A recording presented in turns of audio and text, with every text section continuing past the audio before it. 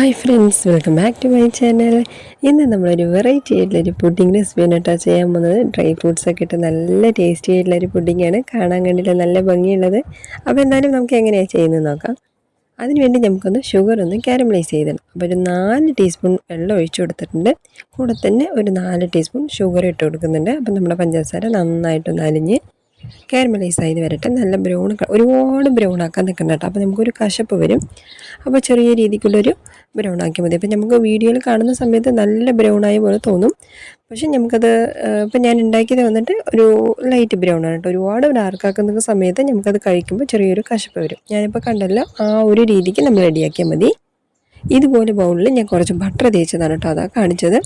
ബട്ടറോ ഓയിലോ ഏതെങ്കിലും ഒന്ന് കുറച്ച് തേച്ചതിന് ശേഷം, ഞാനിപ്പോൾ ഡ്രൈ ഫ്രൂട്ട്സ് കൊണ്ടാണല്ലോ നമ്മൾ ഈ പുഡിംഗ് ഉണ്ടാക്കുന്നത്. അപ്പോൾ അതിന് വേണ്ടി കുറച്ച് മുകളിലേക്ക് കാണാനൊരു ഭംഗിക്ക് വേണ്ടി ഡ്രൈ ഫ്രൂട്ട്സ് എത്ര വേണ്ടത് അതിനാവശ്യാനുസരണം പോലെ നിങ്ങളുടെ അടുത്തുള്ളത് ഏതാ അതുപോലെ ഇട്ട് കൊടുത്തതിന് ശേഷം നമ്മൾ റെഡിയാക്കി വെച്ചിട്ട് കാരമലൈസ് ഇതിലേക്ക് ഒഴിച്ചു കൊടുക്കാം. ഇത് ഒഴിച്ചതിന് ശേഷം നന്നായിട്ടൊന്ന് എല്ലാ ഭാഗത്തേക്കും ലെവൽ ചെയ്ത് കൊടുക്കാം. ലെവൽ ചെയ്തെടുത്തതിന് ശേഷം നമ്മൾ ബ്രെഡും പാലൊക്കെ കൊണ്ടുള്ള മിക്സൊക്കെ നമുക്കൊന്ന് റെഡിയാക്കി എടുക്കാം. ആദ്യം ഇതുപോലെ ഒന്ന് സെറ്റ് ചെയ്തെടുക്കാം. ഇപ്പോൾ ഞാൻ 2 ബ്രെഡാണ് കേട്ടോ, ഞാൻ കുറച്ച് പുഡിങ്ങേ ചെയ്യുന്നുള്ളൂ. അപ്പോൾ നിങ്ങൾക്ക് വേണമെങ്കിൽ കൂടുതൽ എത്ര വേണ്ടത് അതിനാവശ്യത്തിന് പോലെ എടുത്ത് കൊടുക്കാം. ഇതുപോലെ 2 ബ്രെഡ് ഞാൻ ചെറിയ കുഞ്ഞു കുഞ്ഞു പീസായിട്ടാണ്.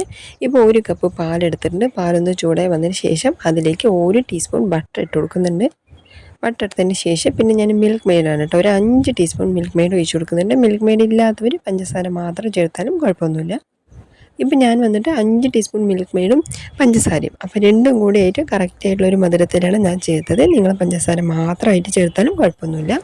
അപ്പം ഞാൻ വന്നിട്ട് ഒരു 4 ടീസ്പൂൺ പഞ്ചസാരയാണ് ചേർത്തത്. നിങ്ങൾക്ക് പഞ്ചസാരയ്ക്ക് പകരം മിൽക്ക് മെയ്ഡ് മാത്രമായിട്ട് ചേർത്താലും കുഴപ്പമൊന്നുമില്ല കേട്ടോ. അപ്പോൾ അതെന്തായാലും ചൂടാറി വരട്ടെ. ആ സമയം കൊണ്ട് നമ്മൾ ഒരു മുട്ടയും അതിലേക്ക് 1 ടീസ്പൂൺ വനില എസൻസും വേറൊരു ബൗളിലേക്ക് നമ്മൾ ഒഴിച്ചു കൊടുത്തിട്ടുണ്ട്. ഇത് നന്നായിട്ടൊന്ന് മിക്സ് ചെയ്ത് കൊടുക്കുക. നന്നായിട്ട് മിക്സായി വന്നതിന് ശേഷം നമ്മൾ ചൂടാറി വെച്ചിരിക്കുന്ന നമ്മുടെ പാലിൻ്റെ മിക്സ് ഉണ്ടല്ലോ, അത് നമ്മൾ ഇതിലേക്ക് ഒഴിച്ചു കൊടുക്കാം. അപ്പോൾ എന്തായാലും അത് ഏകദേശം ഒന്ന് ചൂടാറട്ടെ. ആ സമയം കൊണ്ട് നമുക്ക് നന്നായിട്ടൊന്ന് നമ്മുടെ മുട്ടയും വനില എസൻസ് നന്നായിട്ടൊന്ന് മിക്സ് ചെയ്ത് കൊടുക്കാം. അങ്ങനെ ഇത് കണ്ടല്ലോ, ഏകദേശം നന്നായിട്ട് മിക്സായി വന്നിട്ടുണ്ട്. ഇനി നമ്മൾ നമ്മുടെ പാലിൻ്റെ മിക്സ് നല്ല ചൂടാറിയിട്ടില്ല, ചെറിയൊരു ചൂടേ ഉള്ളൂ കേട്ടോ. ആ ഒരു ചൂടിൽ നമ്മുടെ ഈ പാലിൻ്റെ മിക്സ് ചെയ്തതിന് ശേഷം വീണ്ടും നന്നായിട്ടൊന്ന് മിക്സ് ചെയ്ത് കൊടുക്കാം.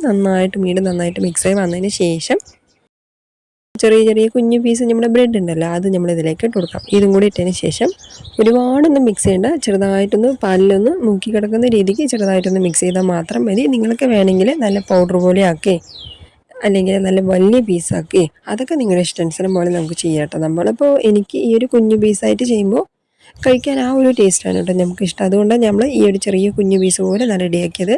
നിങ്ങൾക്ക് ഇഷ്ടാനുസരണം പോലെ നിങ്ങൾക്ക് എങ്ങനെയാണ് ബ്രെഡ് ഇട്ട് കൊടുക്കണം അതിനാവശ്യാനുസരണം പോലെ ഇട്ട് കൊടുക്കട്ടെ.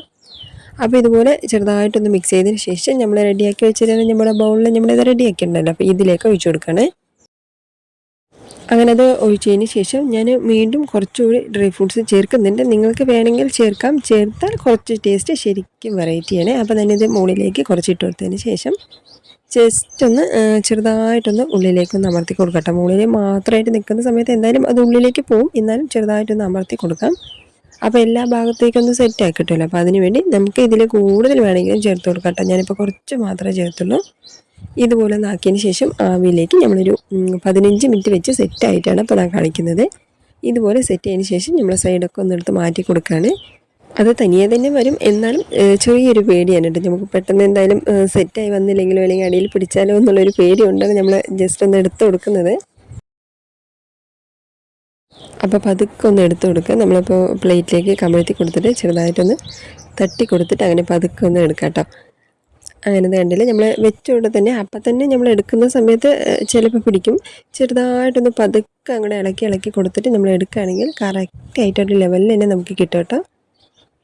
അങ്ങനെ ഇത് കണ്ടില്ലേ, നല്ല കറക്റ്റായിട്ട് റെഡി ആയിട്ട് വന്നിട്ടുണ്ട്. കണ്ടില്ലേ, കാണാൻ നല്ല ഭംഗിയുണ്ടല്ലേ. ശരിക്കും നല്ല വെറൈറ്റി ആയിരുന്നു കേട്ടോ. കഴിക്കുന്ന സമയത്തും ടേസ്റ്റ് ശരിക്കും വെറൈറ്റി ആയിരുന്നു. സാധാരണ എല്ലാവർക്കും പുഡിംഗ് എന്ന് പറയുന്ന സമയത്ത് ഇഷ്ടമാണ്, പക്ഷേ ഈ ഒരു വെറൈറ്റി പുഡിങ്ങിലും നിങ്ങളൊന്ന് ട്രൈ ചെയ്ത് നോക്കണം കേട്ടോ. നല്ല ടേസ്റ്റ് ആയിരുന്നു കേട്ടോ. നമുക്ക് ഈ ഒരു ഡ്രൈ ഫ്രൂട്ട്സ് ഇട്ട് കൊടുത്ത ഒരു പുഡിംഗ് എന്ന് പറയുന്ന സമയത്ത് കുട്ടികൾക്കൊക്കെ നല്ല ഇഷ്ടമാണ് കേട്ടോ നമുക്കിത് കഴിക്കുന്ന സമയത്ത്. അപ്പോൾ ഉറപ്പായിട്ടും ട്രൈ ചെയ്ത് നോക്കട്ടെ. അങ്ങനെ നല്ലൊരു അടിപൊളിയായിട്ടുള്ളൊരു വെറൈറ്റി പുഡിങ്ങാണ് നമ്മളൊന്ന് ട്രൈ ചെയ്തിരിക്കുന്നത്. എന്തായാലും നിങ്ങളൊന്ന് ട്രൈ ചെയ്ത് നോക്കുക. കൂടെ തന്നെ ചാനൽ സബ്സ്ക്രൈബ് ചെയ്യാതെ കാണുന്നവരാണെങ്കിൽ ഒന്ന് സബ്സ്ക്രൈബ് ചെയ്യാനും ലൈക്ക് ചെയ്യാനും കമൻറ്റ് ചെയ്ത് സപ്പോർട്ട് ചെയ്യാനും ഒന്നും മറക്കല്ലേ.